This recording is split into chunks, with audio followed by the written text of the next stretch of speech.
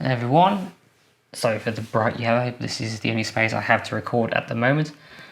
Sorry for the absence, it's been a bit hectic the last few months, but today got the good old water-cooled computer out to look at energy saving and energy efficiency, which if you know what one of these is, then you probably guessed that already. You can also see the equivalent of a kilowatt meter down here and some basic benchmarks over here. Like I said, it's all a bit tight, but I'll switch to the capture machine in a second. But I wanted to look at the energy consumption in its default form and see if we can reduce it via energy saving, underclocking, turning off turbo, that kind of thing, and see how much we could actually save. Because at the moment, electricity here, for me anyway, is 28 pence a kilowatt hour, which doesn't sound like a lot, 28 pence, but it soon adds up. It was 18 a couple of months ago, and in a few months' time, it's probably going to go up to about 38. So, as you can probably guess, it's a water-cooled machine. There is a GTX 1080 Ti in there, and a Skylake i7. So not a top-end machine by any stretch of the imagination these days, but it does pull a lot of energy. Nothing compared to something, brand new right now, but we have a 250 watt GPU and basically 100 watt CPU in there, along with some hard drives, fans, cooling pumps and all that kind of thing. So at the moment the machine is pulling about 188 watts, according to that and that.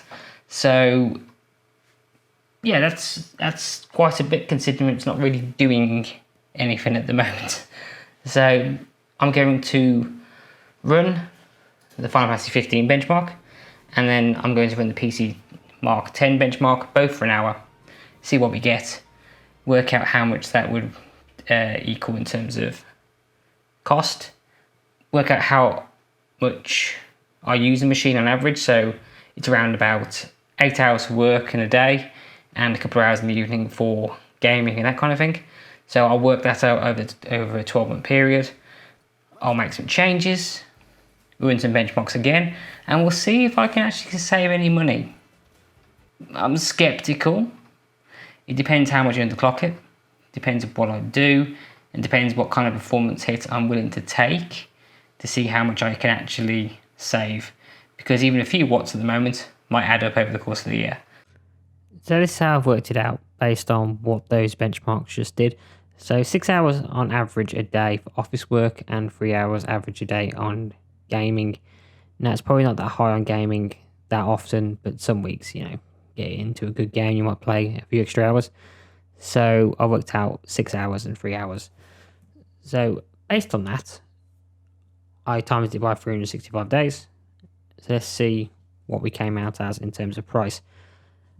As you can see, at the current rate, it's 158 a year. The gaming is sapping at most of that. So just office work's about £40 a year, which is still quite high compared to it being only £27 only a few months ago. Now come to the end of the year, it might be as high as £55, which is quite ridiculous. So anything we can reduce on that could make a massive difference. But yearly costs, they're not that important. Let's have a look at monthly costs, because that's where you would actually feel the difference each month. Well, as you can see, between what used to be and what it is now, it's costing about an extra £5 a month to run this machine, which soon adds up, as you saw before. It could be as much as £17 by the end of the year, and that's quite a big difference from the £8 it was just a few months ago. Office work, it only increased it by £1, so it's not too bad. It's that gaming usage. So anything we can do to reduce the graphics card power usage will probably make a massive difference over the course of the year. So let's get underclocking and see how much performance we lose and compared to how much energy we're going to save. The easiest thing you can probably do if you've got Windows is use the power options. This will allow us to turn off turbo without having to go into the BIOS. Though most BIOSes will allow you to turn off turbo and have a bit more options. So we're going to use power saver. So if you go into advanced power settings, if you go down to maximum processor state in processor power management and change this to a setting below 100, it will basically disable turbo, because if it never hits 100%, it has no reason to go and use the turbo. So I've set it to 90. So essentially a 10% underclock. And what that basically does is Windows, when it hits 90% usage, it classes it at 100% and just caps it out. It's how energy saving used to work years ago. You used to just throttle yourself down. Now on the GPU side, you can probably use something like MSI Afterburner. Here, it's designed for overclocking, so you're limited in what you can actually do. But if you press Control F, you get the voltage frequency curve editor. This is very useful in terms of underclocking and essentially undervolting your graphics card. So I've got some preset ones down here, which I've already done. My most extreme one, which I've set to number 5, which underclocks the GPU to 600 MHz.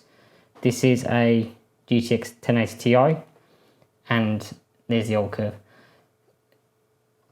And it pretty much starts off around about 1200 and stops about 1900 in terms of its overclock. But down here, I've underclocked to 600. White to fiddles had to drag them all down. This does work. That's a little extreme. So something slightly less extreme would be something like this, where you pretty much just leave it at base clock. The reason why it's doing this little dip here is because this curve editor doesn't really like you to make it a completely flat line. So it kind of fights with you a little bit, but this basically disables all the turbo settings on the graphics card. So what I'm going to do, let's run a quick benchmark with my version 2 profile, and then they scale down, so 3, 4 and 5. 5 being the biggest underclock, and 4 being slightly less. So we'll try number 2 and we'll try number 4, which sits around about 800 MHz. And we'll see what we get in the Final Fantasy 15 benchmark and see if it's made any difference at all in terms of power saving. So on my second setting, which is set to about 1400 MHz, we're getting about 0.19 kilowatts an hour, which is considerably down from the 0.37 we had before. So that's quite a big jump. At the 800 MHz, as you can see, the frame rate dropped quite a bit. We pull 0.12, so once again, another jump down. So in monthly savings, what's that? So it makes quite a difference actually. So we save a couple of pounds a month by using the 1400 MHz, basically turbos turned off. And if we go down to 800 MHz, which is very slow, we get to about £4.85, which is basically half. So that can be quite a big difference. So if you're playing some older titles, you can save a bit of money there. I did the same, ran the PCMark benchmark for an hour, and I've combined it with these values with the same calculations as before.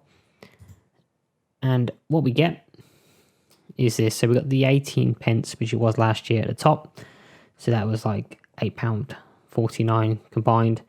Default clock underneath, which is £13.21, and our underclock price. So you can see the GPU having it underclocked quite a lot makes a difference. Brings down to £4.85, which is that 800 MHz amount. The underclock has saved a little bit on the office tasks. Not as much to bring it down to the 18 pence, but it's pretty close. But overall, £7.73 a month. That's actually less than what I was paying before. I have lost a lot of performance, of course. I'll probably end up putting it back to around about 1400 MHz because that 800 MHz is quite low. Of course, it depends on what you're playing. But as you can see, I can get it down to that 18 pence per kilowatt with the current cost. When it goes up to 38, yeah, it's going to be difficult. But as you can see, I can make a saving in the short term, which is great. So I'm quite surprised of how well that actually worked. I'm not particularly happy with how I put this video together. We'll look into that in the next one. I want to look at some hardware and various other things. But this is just basically showing that underclocking can yield some results. Doing it in Windows can cause some issues. I'll show some examples in another video where if you do it on an AMD CPU, even knocking down 1% actually halves the CPU speed. But I'll cover that in another video. But hopefully that'll be soon. I'm struggling to get videos out at the moment. So thank you for watching. Any questions, leave them below, and I'll try and do a follow-up video as soon as possible. But until then, thanks for watching, and goodbye.